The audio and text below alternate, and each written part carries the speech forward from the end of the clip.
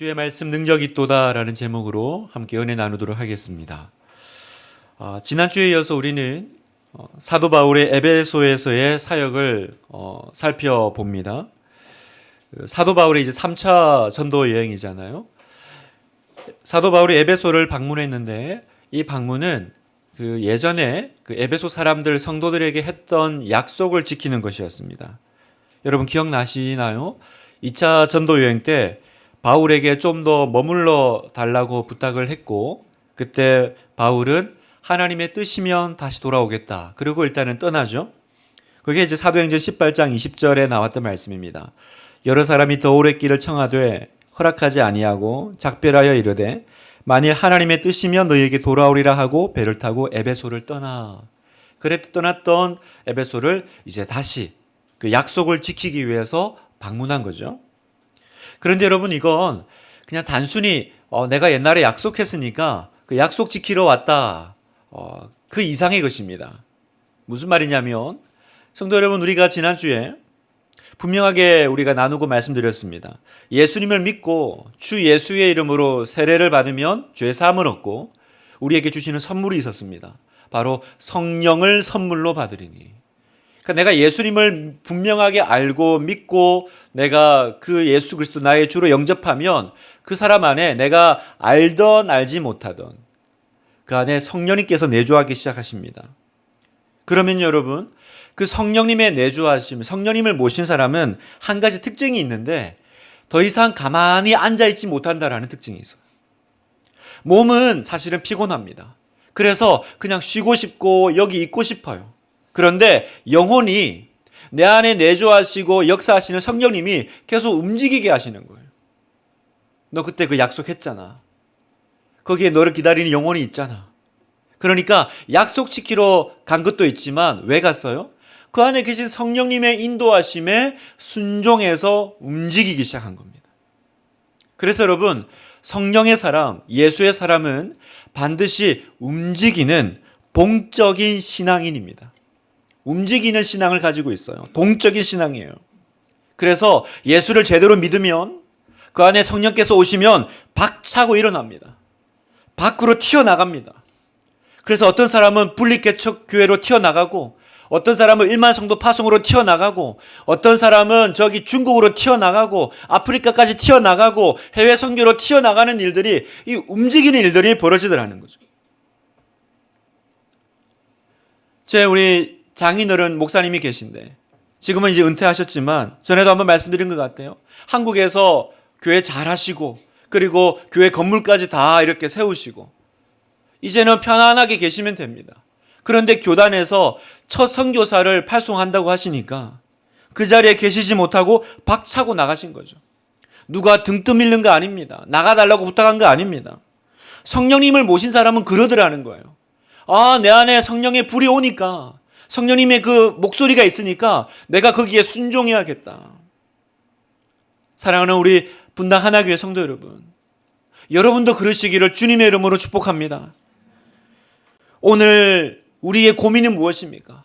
여기 앉아가지고 내가 이 죄를 지어야 되나 말아야 되나 그 고민하는 수준이 아니라는 거예요. 우리는 주의 움직이는 교회, 우리가 마지막 예배 끝날 때 파송의 노래 부르는 제목이가 아닙니까? 우리는 주의 움직이는 교회, 우리는 움직이는 신앙을 가지고 있지 우리는 정적인 신앙인이 아닙니다. 움직여야 돼요. 어디로 움직여야 됩니까? 나를 더 필요로 하는 곳으로 움직입니다. 더 낮은 곳으로 움직입니다. 오직 성령이 너에게 임하시며 너희가 권능을 받고 땅끝까지 이르러 내 증인이 되리라. 성령의 사람은 땅끝이 보이는 사람. 이게 성령의 사람이고요. 이게 동적인 신앙인입니다. 성도 여러분, 예수님은 어디 계시죠? 오늘 예수님은 어디 계십니까? 성령님은 지금 그 마음이 어디 있습니까? 주님은 언제나 낮은 곳에 계신다는 걸 기억하셔야 돼요. 낮은 곳에. 배우 차인표 씨가 모태신앙인이라고 해요.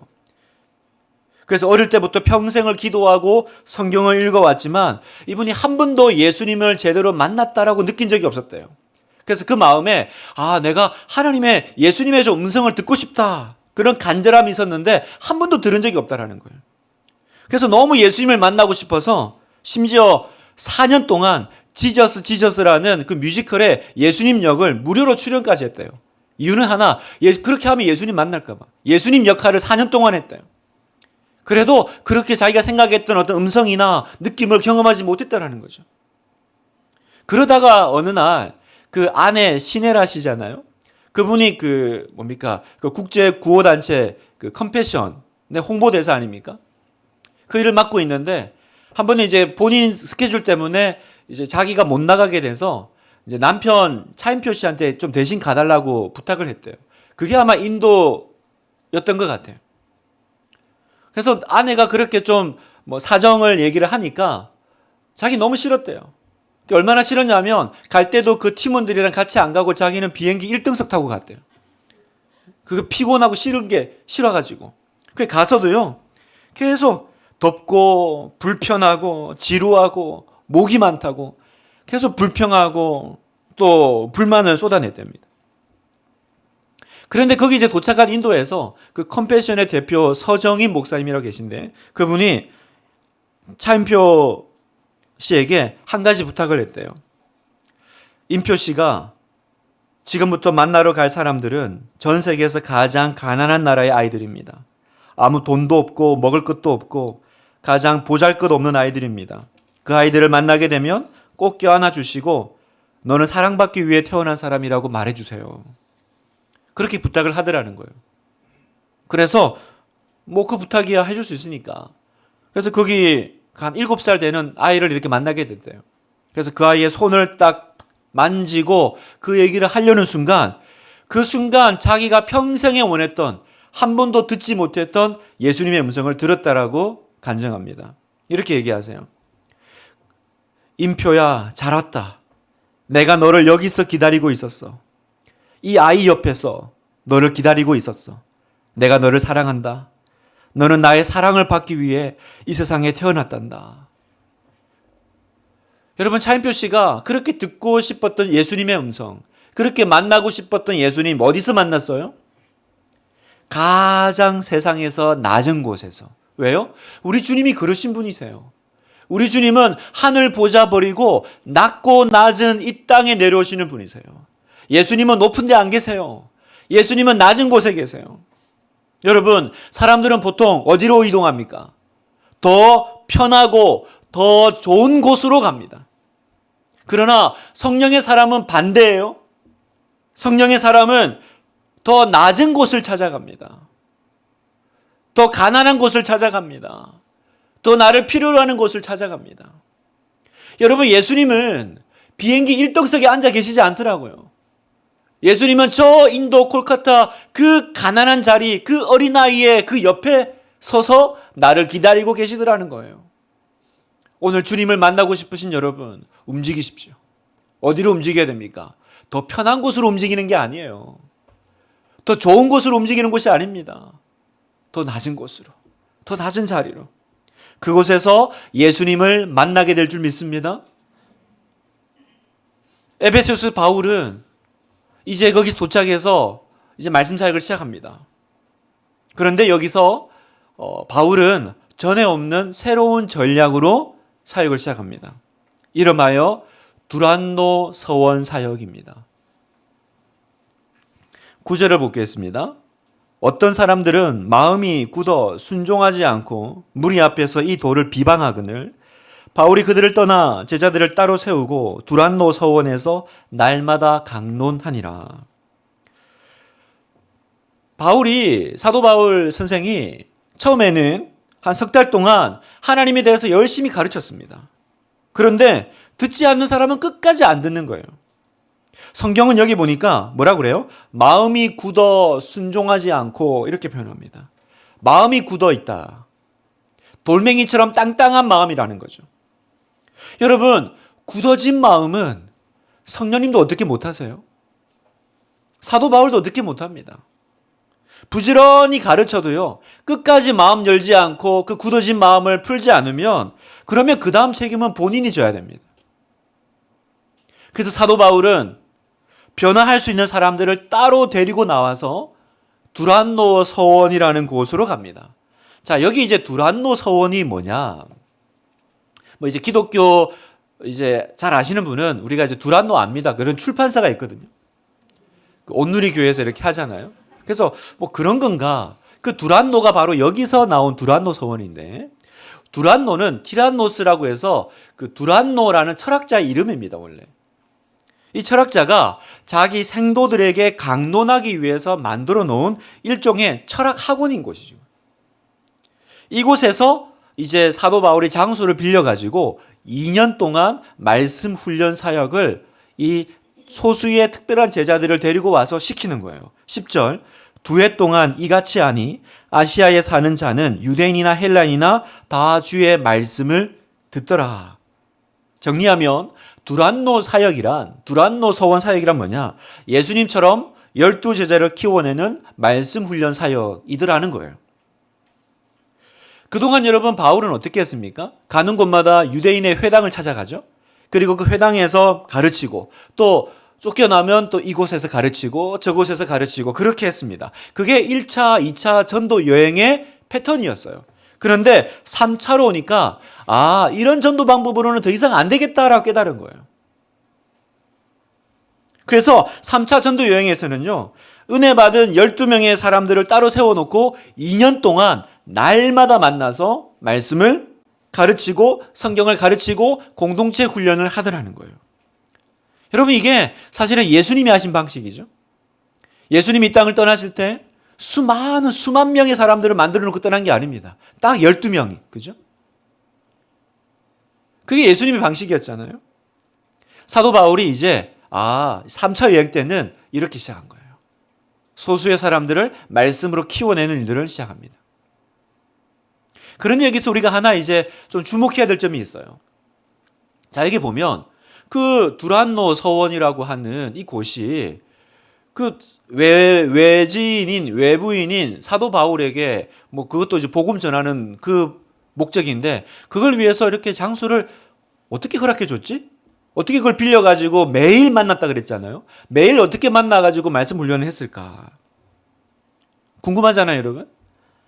여러분, 이 에베소가 이제 지금 우리로 같으면 터키 지역을 얘기합니다. 여러분, 이 지역은요, 예로부터 그 시에스타라고 아시죠? 그 낮잠 시간이 있는 거예요. 그래서 보통 그렇게 했대요. 이 소아시아 지역은요, 아침 7시나 9시부터 11시까지 강론 수업을 하고 11시부터 식사를 한대요.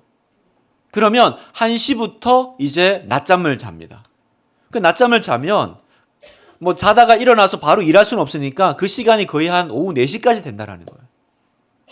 그래서 학자들에 의하면 바울은 그 이제 점심 먹으러 나가는 11시부터 오후 4시까지 시간을 이용해서 여기서 말씀 사역을 하고 가르쳤다라고 학자들은 이야기합니다. 자, 여기서 제가 왜 이 말씀을 드리냐면, 여러분, 말씀을 가르치는 바울과 또 그 말씀을 배우러 오는 사람들의 이 시간이요, 이 시간대를 한번 눈여겨봐 보세요. 여러분, 이 시간대가 어떤 시간대예요? 다른 사람들하고 똑같이 일하고, 그죠? 그 다음에 남들 제일 피곤하고 덥고 졸린 시간이 바로 이 시간 아니에요?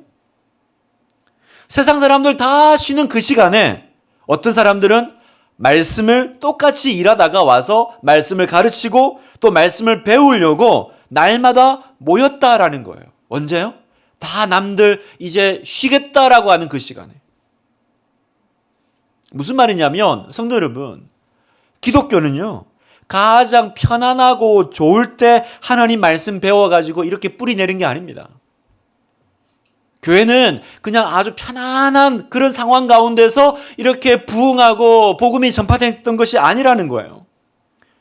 기독교는요, 교회는요, 가장 어려운 시간, 가장 힘든 시간, 힘든 여건을 무릅쓰고 내가 응전할 때, 반응할 때 일어나는 것입니다. 저는 여러분에게도 뭐 예배 드리고 말씀 배울 시간이 남아 돌았으면 좋겠어요. 그래서 뭐 그 시간을 어쩔 줄 몰라가지고 예배 드리고 훈련도 받고 성경 공부도 하고 그랬으면 좋겠어요. 그러나 제가 예언컨대 그런 일은 잘 안 일어납니다. 그런 일은 잘 없어요. 남들과 똑같이 일하셔야 되고요. 그리고 남들 쉴 때 남들 내가 휴식 취할 때 그 시간을 내가 쓸 수밖에 없어요. 그러니까 여러분, 내가 포기가 없으면 헌신이 없고요. 헌신이 없잖아요. 그러면 내 안에 아무런 변화가 일어나지 않습니다. 다시요. 포기가 없으면 헌신이 없어요. 헌신이 없는 자리에는 특별한 변화가 나타나지 않는다는 거예요. 그러니까 대가 지불이 있어야 된다는 겁니다. 지금 여러분 보세요. 바울과 그 12명의 제자들이 무려 2년이라는 시간을 어떤 시간 이용해서 말씀 배워요? 다 남들 쉬어야 되는 그 소중한 시간에 제일 덥고 제일 지루하고 그죠? 제일 피곤한 시간에 말씀께 자기를 헌신한 겁니다. 하나님께 자기를 드렸던 거예요. 그래서 변화가 온 겁니다. 요즘 그 다락방에 그런 질문들이 있었나 봐요. 온라인으로 예배 드리면 안 됩니까? 우리가 코로나 때 이제 모일 수가 없으니까 온라인 예배를 활성화하고 그때는 다 온라인으로 예배 드렸잖아요. 지금이야 이제 다 모일 수 있으니까 이렇게 현장 예배 드리는데 근데 뭐 그때도 드렸던 예배인데 지금도 내가 뭐 집에서도 예배 드릴 수 있는데 꼭 이렇게 가서 현장에서 예배 드려야 됩니까? 집에서 제가 드리면 안 됩니까? 그런 질문이 있더라고요. 여러분 어떻게 생각하세요? 여기 지금 온라인으로 예배 드리신 우리 성도님 어떻게 생각하십니까? 저 잘 보이시나요? 저는 그렇게 답변을 드렸어요. 여러분 주변에 온라인으로 예배 드리고 나서 더 믿음이 뜨거워지고 하나님을 깊이 더 만난 사람들이 있습니까? 온라인으로 예배 드리면서 함께 일어날 때 같이 일어나서 기도하고 함께 뜨겁게 찬양할 때 집에서도 목청이 터져라 찬양하고 통성으로 기도할 때 같이 회개기도하며 말씀 시간에 온전히 말씀에만 집중해서 예배가 드려집니까? 그러면 온라인으로 드리시라는 거예요. 난 온라인으로 예배 드려가지고 더 믿음이 좋아지고 있어요. 더 제 신앙이 뜨거워지고 있어요. 제가 말씀 시간에 딴 거 아무것도 안 하고 오로지 화면 보면서 말씀에만 집중하고 있어요. 그러면 온라인으로 들으십시오. 근데 현실은 어떻습니까? 현실은 그러지 않아요, 여러분. 지금 코로나 기간에 온라인으로 예배 드려가지고 지금 예배가 무너진 사람이 한두 명이 아닙니다. 여러분 집에도 지금 우리 자녀들이 그 예배 잘 드렸던 애들이 코로나 기간 지나면서 지금 교회 떠난 애들 많죠? 무슨 말이냐면 여러분 기독교는요 시원한 에어컨 바람 맞으면서 그렇게 걸어 들어오는 게 아니라는 거예요. 은혜를 위해서 땀 흘리기를 마다하지 않는 그 자리에서 우리는 하나님을 경험합니다. 제가 창립 기념주일 때 말씀드렸잖아요. 능력 있는 예배에는 향기 나는 제물이 있어야 된다. 우리의 예배가 더 이상 향기가 없는 이유는 거기에 나의 눈물과 나의 땀방울이 사라졌기 때문에. 여러분 더 내가 그 말씀의 은혜 가운데 나의 것을 대가 지불하며 기꺼이 나아갈 수 있기를. 시간 남아 사는 거 아닙니다. 그 남들처럼 다 일하고 남들처럼 다 열심히 살고 그리고 그 나머지 시간을 또 내가 쉬어야 마땅한 시간인데 그러나 그 하루를 그 시간을 그 주말을 내가 하나님 앞에 드릴 때 그때 우리는 성령의 충만함을 덧입는 겁니다. 자, 그래서 이 2년 동안 이제 사도 바울이 말씀 사역을 시작합니다. 날마다 강론했대요. 날마다. 지금 우리 제자 훈련도 일주일에 한 번인데 힘들어합니다. 그런데 날마다 제자 훈련을 한 거예요. 그랬더니 말씀이 점점 이제 막 쌓여가는 일들이 일어나는 거예요. 여기서 조금 저기서 조금이 아니라 계속 응축되고 농축되기 시작하니까 이제 어떤 그 지역의 변화가 일어나냐. 첫 번째, 두란노 사역의 결과를 세 가지로 우리가 볼 수 있는데 첫 번째, 모든 사람이 복음의 소식을 듣게 됩니다. 자, 10절. 2해 동안 이같이 하니 아시아에 사는 자는 유대인이나 헬라인이나 다 주의 말씀을 듣더라. 여러분, 두란노 서원에서 2년 동안 아무 일도 하지 않았습니다. 생각 같아서는 전도도 하고 싶은 일도 많았을 겁니다. 그런데 다만 여기서는 2년 동안 말씀으로 훈련받은 사람들이 세워졌을 뿐입니다. 그랬더니 그 사람들을 통해서요, 바울이 혼자 하는 것보다 훨씬 더 효과적으로 전도가 이루어지는 거예요. 아시아에 사는 모든 사람들이 주의 말씀을 들었대요. 아시아에 사는 모든 사람들이. 바울이 혼자 일일이 돌아다니면서 전도한 것과 비교할 수 없는 엄청난 일이 일어난 거죠. 왜 우리는 소수의 12명을 데리고 1년이나 목사가 훈련을 할까요? 목사 혼자서는요, 아무리 날고 뛰어도 다 못하기 때문입니다. 그러나 훈련받은 한 사람 한 사람이 세워지면 그 사람들을 통해서 세상이 뒤집어질 줄 우리는 믿습니다. 여러분, 그 사람들이 지금, 그 훈련받은 사람들이 지금 교회의 리더들이고, 그리고 우리 순자님들이잖아요. 지금 그분들이 작은 예수가 되어서, 작은 목사가 되어서 그렇게 헌신하는 하나님의 사람들입니다. 이분들을 통해서 우리 교회 60개가 넘는 다락방에서 지금도 하나님의 사람들이 양육받고 배출되고 있잖아요. 이것이 하나님 나라 배가의 원칙이라는 거예요. 이사야 60장 22절. 그 작은 자가 1000명을 이루겠고 그 약한 자가 강국을 이룰 것이라. 때가 되면 나 여호와가 속히 이루리라. 때가 되면. 1000명을 이루는 방식은요, 작은 자 한 명을 세워놓으면 그 사람이 또 더 다른 사람을 세우고 그것들이 배가 되어서 1000명으로 이르게 되더라는 겁니다. 이게 두란노 서원 사역의 첫 번째 결과였습니다. 두 번째 결과는 뭐냐? 진짜와 가짜가 드러나기 시작했습니다. 여러분, 복음은 모방되지 않아요. 무슨 말이냐면 따라하는 것은 능력이 없습니다. 그때 보니까 이 바울의 이 사역을 지켜보던 사람들이 있었던 것 같아요. 그 사람들이 누구냐? 그 도시의 마술사들이었습니다. 이 사람들이, 자 13절에 보세요. 이에 돌아다니며 마술하는 어떤 유대인들이 시험 삼아 악귀 들린 자들에게 주 예수의 이름을 불러 말하되 내가 바울이 전파하는 예수를 의지하여 너희에게 명하노라 하더라. 바울이 말하는 예수의 이름으로. 그러니까 자기는 안 믿어요. 그러나 보니까 막 이제 말씀 사역이 이루어지고 또 그 안에 막 기적과 역사가 일어나니까 막 신기한 거죠. 그래서 야, 저 바울이 말하는 그 예수, 그 예수의 이름으로 내가 한번 해보는 거예요. 따라한 거죠. 따라하면 될 줄 알았어요. 근데 어떤 일이 일어났습니까? 15절 16절. 악귀가 대답하여 이르되 내가 예수도 알고 바울도 알거니와 너희는 누구냐 하며 악귀 들린 사람이 그들에게 뛰어올라 눌러 이기니 그들이 상하여 벗은 몸으로 그 집에서 도망하는지라.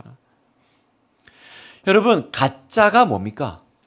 우리가 이제 보면 이제 그 진짜 오리지널이 있고 가짜가 있잖아요. 여러분, 가짜라는 그 정의가 뭐예요?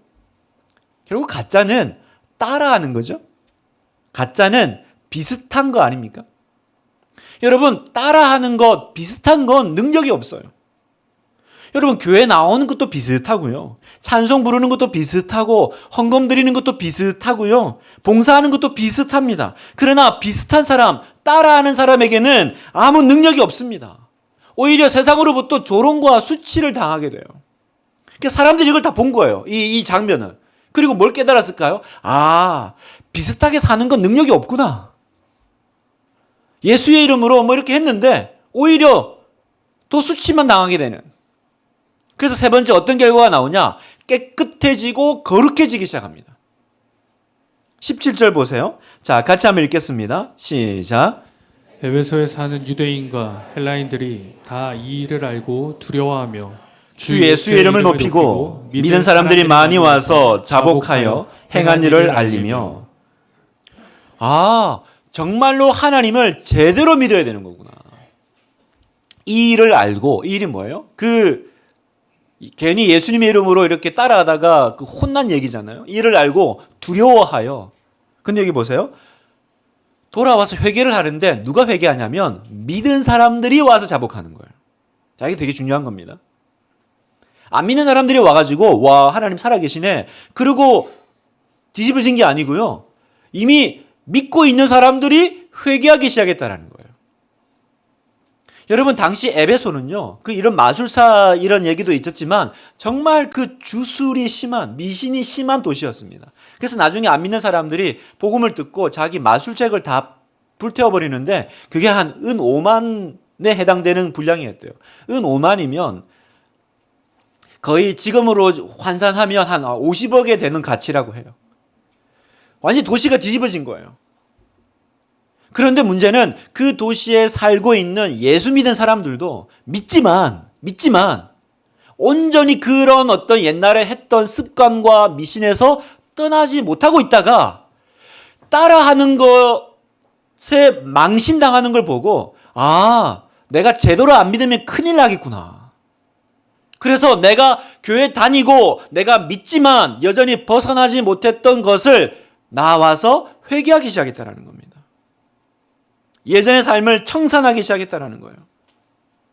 여러분, 비슷하게 사는 신앙 능력 없습니다. 그래서 여러분, 오히려 능력이 뭐냐? 능력은 순결이 능력이요, 거룩이 능력이요, 뼛속까지 회개하는 것이 능력인 줄 믿습니다. 여러분, 그게 왜 능력이에요? 여러분, 병고침 그 능력이죠. 기적이죠. 그러나 병고침 받고 또 병들고 또 병고침 받고 그게 무슨 능력이겠어요? 병고침보다 더 중요한 건 뭐예요? 내가 다시는 병에 안 걸리는 것. 그게 더 큰 능력이죠. 귀신이 나가는 거 그 능력이죠. 그런데 한번 귀신 쫓아냈더니 나갔다가 또 그 귀신이 그 마음에 다시 들어와. 또 쫓아내고 또 들어와. 그게 뭐가 능력이겠어요? 더 큰 능력은 뭐예요? 나간 귀신이 다시 못 돌아오는 거룩하고 순결한 상태로 살아가는 것, 그게 능력이죠, 여러분. 여러분, 병 들었다가 병 낫는 게 좋은 거예요? 병 안 걸리고 건강하게 사는 게 더 좋은 거예요?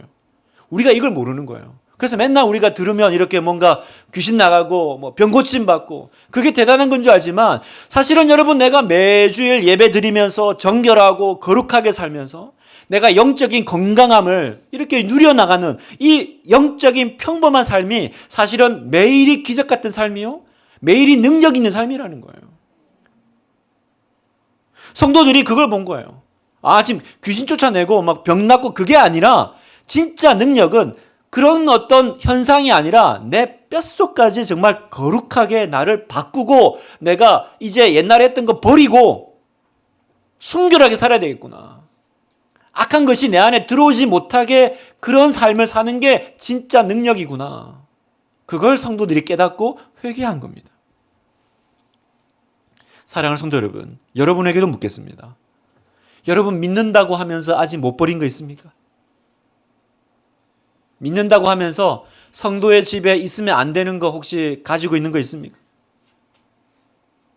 제가 예전에 신방을 하는데 어떤 할머니를 신방하게 됐어요. 그 할머니가 왜 신방을 요청했냐면 계속 잘 때 귀신이 보인다는 거예요. 그래서 목사님이 와서 한번 좀 신방을 해주면 좋겠다. 근데 제가 귀신을 쫓아내는 능력이 있는 것도 아니고 어떡하지? 그러다가 일단은 갔어요. 갔는데 얘기를 들어보니까 더 무서워요. 그분이 이제 뭐라고 하시냐면 자기가 이렇게 누워있으면 돌아가신 자기 친척들이 나타난대요.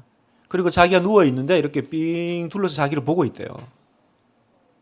자기 매일 밤이 그런 일이 일어난다는 거예요. 목사님 도와주세요 그래요. 듣는데 너무 소름이 돋는 거예요. 하나님 어떡하죠? 성령님 어떡하면 좋죠? 그러다가 이렇게 하나님 어떡하면 좋죠 그러는데 그냥 뭐라 그럴까? 그냥 하나님이 저한테 그때 딱 주신 마음이 그거였어요. 그래서 제가 그 주신 마음을 따라서 물었습니다. 할머니, 혹시 우리 집에 안 버린 거 있나요? 왜냐하면 그분이 되게 독실한 불교 신자였거든요. 그리고 이제 예수 믿겠다고 이제 교회 나오신 분인데, 할머니 혹시 교회 나오시면서 다 이렇게 정리하셨죠? 다 정리했어요, 목사님. 다 버렸어요. 그래도 한번 보세요. 아니, 다 버렸다니까. 옛날 거 하나도 없어요. 그래도 한번 찾아보세요. 저도 왜 그런지 모르겠어요. 그냥 그랬더니 그분이 이제 없는데 그러면서 이제 안방을 들어가시더니 그러면 이게 뭐야 그러는데 보니까 소쿠리에 염주가 이만큼 나오는 거예요. 염주가 그 장로 안에 이제 들어가 있었던 건데 이분이 못 보고 그 염주랑 그런 게 이제 한 소쿠리가 나온 거예요. 그러니까 저보고 목사님 가져가라 그러더라고요. 제가 염주 그냥 나오다가 그 분리수거함에 이렇게 버렸는데 그 뒤로 전날에 할머니 이제 기도하고 나왔는데 할머니 또 나타나나요? 아니요, 안 나타나요, 목사님. 안 나타나요. 제가 오늘 말씀을 보면서 그때 그 신방 그 기억이 문득 났습니다. 여러분, 성도의 마음에, 성도의 삶 가운데 하나님이 기뻐하지 않는 혹은 내가 이렇게 의지하고 있으면 안 되는 것들을 여전히 또 가지고 계신 분이 있습니까? 뭐 어머니가 챙겨준 부적 같은 거 들고 다니십니까? 다 불태우시기를 바라요. 성도의 집에 있으면 안 되는 게 뭘까? 오늘 집에 가서 한번 쭉 둘러보십시오. 단지 이렇게 물건뿐만이 아닙니다. 요즘은요, 보고 듣는 것들도요, 여러분 다 이렇게 조심하셔야 돼요. 여러분 요즘 뭐 보고 계세요? 뭐 듣고 계세요? 여러분 옆에 두고 유튜브 자주 보는 방송 뭡니까? 끌어당김의 법칙 뭐 이런 거. 법륜 스님의 증문즉답 이런 거 맨날 듣고 있습니까? 정리하시기를 바랍니다. 마귀가 내가 예수도 알고 바울도 아는데 너는 누구니? 내가 지금 예수 믿는 사람인데 내가 예수와 하나 된 사람이고 내 안에 성령님이 계시고 내가 예수와 사로잡힌 사람인데 세상이 나는 예수도 알고 바울도 아는데 근데 너는 누구냐?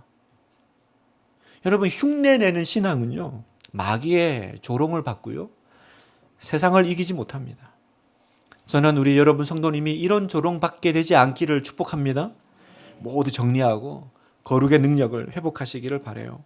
말씀을 마무리하면서 여러분 사도 바울은 두란노 서원에서 한 사람 세워나갑니다. 얼마나 할 일이 많고 바쁜 시간입니까?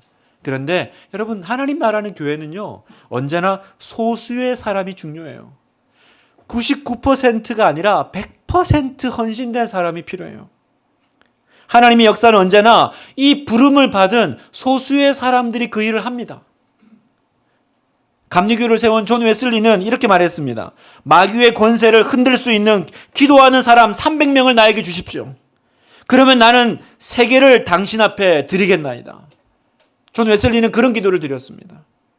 마귀의 권세를 흔드는 기도하는 300명만 있으면 내가 그 사람들과 함께 세계를 뒤집겠다라는 거죠.